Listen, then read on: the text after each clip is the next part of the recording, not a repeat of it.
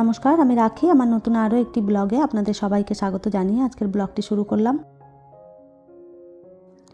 কেমন আছেন আপনারা সবাই? আশা করছি ভালো আছেন, আর আমরাও ভালো রয়েছি। এখন বাজে সকাল 9টা, আপনাদেরকে সাথে নিয়েই ব্লগটা শুরু করছি। আজ যেহেতু রবিবার, তো সেই কারণে বিবেকের বাবারও আজ অফিস নেই আর বিবেকেরও স্কুল নেই। তো অনেক সকালবেলাতেই ঘুমটা ভেঙেছিল, কিন্তু বিছানা থেকে উঠিনি।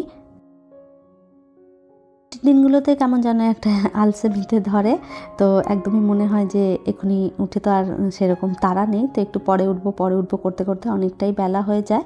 কাজে দিদি এসে সকালবেলা যে ধরনের কাজগুলো তার থাকে সে করে দিয়ে চলে গেছে। আর এরপর এই যে আমি চলে এলাম ব্রাশ করে, আর তারপরে চা খাবো। আমার হাজব্যান্ড সকালবেলা উঠেই হাঁটতে যায়, আর ওই ফাঁকেই দুধটা নিয়ে আসে। তো ও অনেক সকালেই উঠেছিল, আমি কিন্তু বিছানাতেই শুয়েছিলাম। দুজনে মিলে চা খেয়েছি। ও চলে গেছিলো বাজারে, একটু বাজার করে নিয়ে এসেছে, আর তার সঙ্গে সকালের নাস্তাটাও আজকে বাজার থেকেই কিনে নিয়ে এসেছিল। আর ওই যে নাস্তায় ছিল ইডলি আর বড়া, তো ওটাই আমরা খেয়েছি। আর এই যে খাওয়া দাওয়ার পর তারপরে চলে এলাম সমস্ত বাজারগুলো একটু গুছিয়ে রেখে নেব।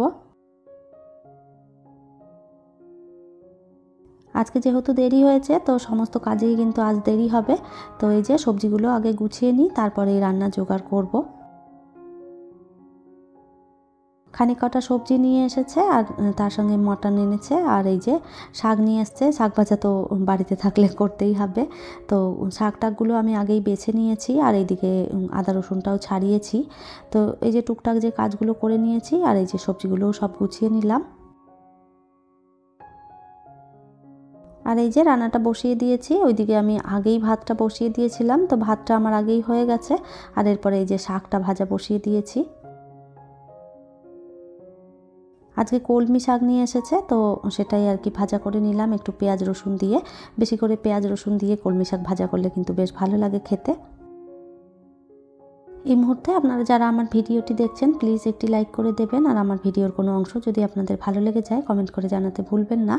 আর এই ধরনের ভিডিও যদি আপনারা আরও দেখতে চান, চাইলে আমার চ্যানেলটিকে সাবস্ক্রাইব করেও রাখতে পারেন। কাজটি যারা অলরেডি করে রেখেছেন তাদের অসংখ্য ধন্যবাদ। শাক ভাজাটা হয়ে গেছে, আর এরপর উচ্ছে আলু ভাজাটা করে নেব। আজকে রান্না করব শাক ভাজা, উচ্ছে আলু ভাজা, আর তার সঙ্গে করব মটন। গরমে উচ্ছে আলু ভাজাটা কিন্তু খেতে বেশ ভালো লাগে, তবে এখনও তো সেভাবে গরম পড়েনি।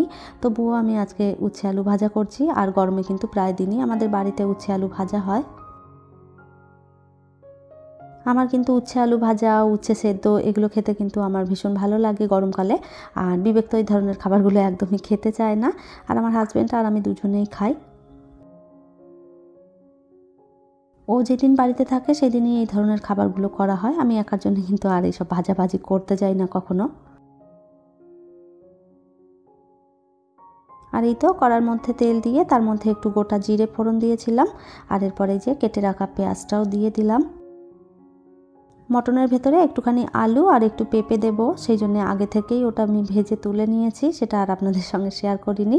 আর এই যে এদিকে পেঁয়াজটা ভালো করে লাল লাল করে ভেজে নিয়ে এর মধ্যে একটু টমেটোও দিয়েছিলাম, আর বেটে রাখা মশলাটা দিয়ে দিলাম। মশলার ভিতরে দিয়েছি আদা রসুন পেঁয়াজ, গোটা গরম মশলা, জিরে ধনে গোলমরিচ সমস্তটা দিয়ে একবারে পিষে নিয়েছিলাম। আর তার মধ্যে কাঁচা লঙ্কাও দিয়েছিলাম। আজকে শুকনো লঙ্কাটা ফুরিয়ে গেছে, তো সেই কারণে আর শুকনো লঙ্কাটা দেওয়া হলো না। তরকারিতে আমি বেশিরভাগটাই শুকনো লঙ্কা ব্যবহার করি, তাতে রঙটা ভালো হয়, দেখতে ভালো লাগে। কাঁচা লঙ্কার তরকারি কীরকম একটা সাদা সাদা হয়ে থাকে, সেটা আমার একদমই ভালো লাগে না। তো সেই জন্য আমি সবসময় শুকনো লঙ্কাটাই বেশি ব্যবহার করি। আর এই তো সমস্তটা ভালো করে কষিয়ে নিয়ে একটু ঢাকা চাপা দিয়ে হতে দিলাম। আস্তে আস্তে করে ওইদিকে হতে থাকুক, আর আমি ততক্ষণ এইদিকে একটু ভালো করে স্ল্যাবটা পরিষ্কার করে ফেলি। রান্না করতে করতে দাঁড়িয়ে না থেকে এই ধরনের কাজগুলো আমি সবসময় করে নিই। তাতে করে কি হয় যে রান্নাটার সঙ্গে সঙ্গে আমার রান্নাঘরটাও একদম পুরো ক্লিন হয়ে যায়। ভালো করে একটু কষিয়ে নিয়ে তারপরে কুকারের মধ্যে দিয়ে দুটো সিটি মারলেই মোটামুটি রান্নাটা হয়ে যাবে কমপ্লিট। আর এই তো রান্নাবান্না সমস্ত কমপ্লিট করে ফেলেছি। স্নান করে তারপরে এই যে সবাই মিলে খেতে বসে পড়লাম। আমার হাজব্যান্ডকে দিয়ে দিয়েছি, আর ওই সাইডটায় বিবেককেও দিয়েছি, আর আমিও খেতে বসে পড়ব। সমস্ত কাজ গুছিয়ে খেতে বসেছি। এখন বাজে বেলা ৩টে, আর ৩টের সময় আজকে খেতে বসেছি। খেতে খেতে প্রায় ৩:30 ৪টে বাজবে। খেতে বসলে একটু ধীরে সুস্থে খাই রবিবার দিনটা। আর বিবেক যেহেতু ঝামেলা করে খেতে চায় না, তো সেই জন্য খেতে বস।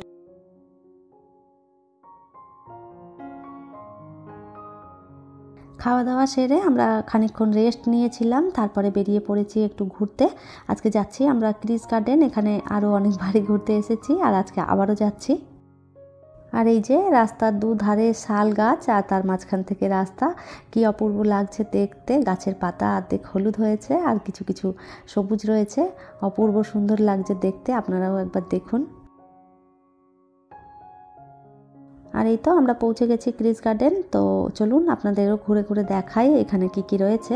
আগেও আমি একবার এই ক্রিস গার্ডেনের একটা ভিডিও শেয়ার করেছি, সেখানে অনেক লোক দেখেছে। যারা যারা আমার নতুন ভিউয়ার্স তারা হয়তো দেখেনি, তো আমি আরও একবার আজকে আপনাদের সঙ্গে ক্রিস গার্ডেনটা ঘুরে দেখাই। বিবেকের জন্যেই আমরা বারবার করে এই জায়গাটাতেই ঘুরতে আসি, কেন কি এখানে এলে ও ভীষণ মজা পায়। আর ওর অনেক রকম খেলার জায়গা এখানটায় রয়েছে, তো সেই কারণটাতে এইখানটাতেই আমরা বেশিরভাগ টাইম ঘুরতে আসি।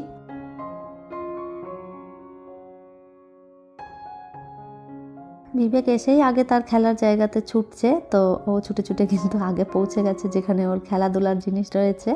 আর এই যে তার সঙ্গে সঙ্গে পেছন পেছন আমরাও এসেছি।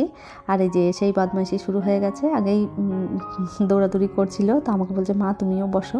তো ওর সঙ্গে আমিও বাচ্চা হয়ে বসে পড়েছি, আর কি করব। ওই দিকটাতে ঘুরে চলে এসেছি, এরপর এই দিকটাতে এসেছি। আর এখানে এসে এই যে বিবেক ঝোলা ঝুলতে লেগেছে। এইগুলোই এখানে এসে করতে পারে, তো সেই জন্যই বারবার এই জায়গাটাতেই আসতে চায়, আর বেশ মজাও পায়।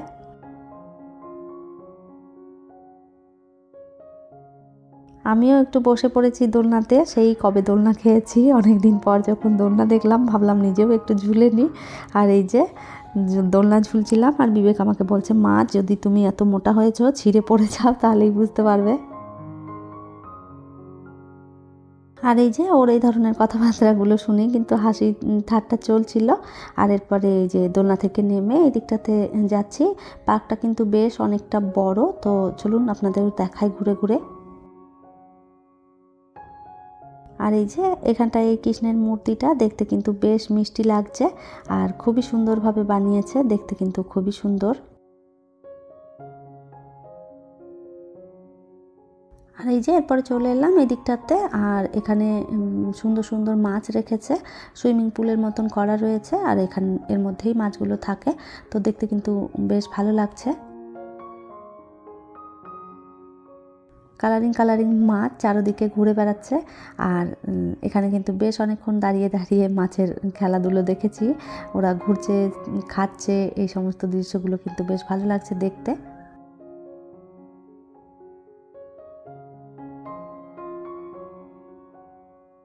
ওই দিকটা থেকে এরপর আবারও এই সাইডে চলে এলাম।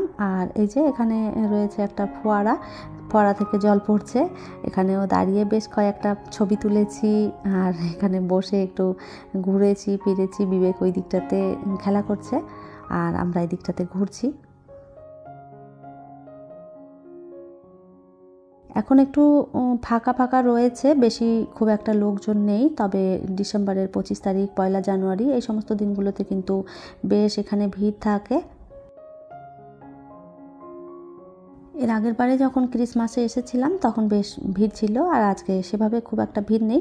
লোকজন রয়েছে ছড়িয়ে ছিটিয়ে, যেহেতু অনেকটা বড় পার্ক, তো এখানে ওখানে রয়েছে, তো সেই জন্য বোঝা যাচ্ছে না। তবে মোটামুটি একদমই যে কেউ নেই তা না, অনেক লোকই রয়েছে। আর এই যে এখানে অনেকক্ষণ সময় কাটিয়েছি, আর এরপর আমরাও বাড়ির দিকে আর কি রওনা দেব।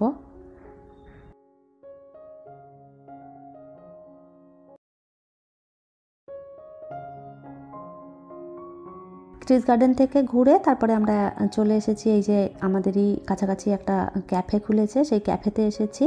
আর এই ক্যাফেটা নতুন খুলেছে, তো ভাবলাম একবার ঘুরে আসা যাক। তো আজকে এই যে ঢুকেছি, এখানে মোমো অর্ডার করেছি, আর তার সঙ্গে নিয়েছি মোগলাই পরোটা। আর এই যে এখান থেকে খাওয়া দাওয়া শেষ করে তারপরে বাড়ির দিকে রওনা দেব। তাহলে চলুন, আমার আজকের ভিডিওটা এই পর্যন্তই। ফিরবো নতুন ব্লগ নিয়ে, ততক্ষণের জন্য সবাই ভালো থাকবেন, সুস্থ থাকবেন।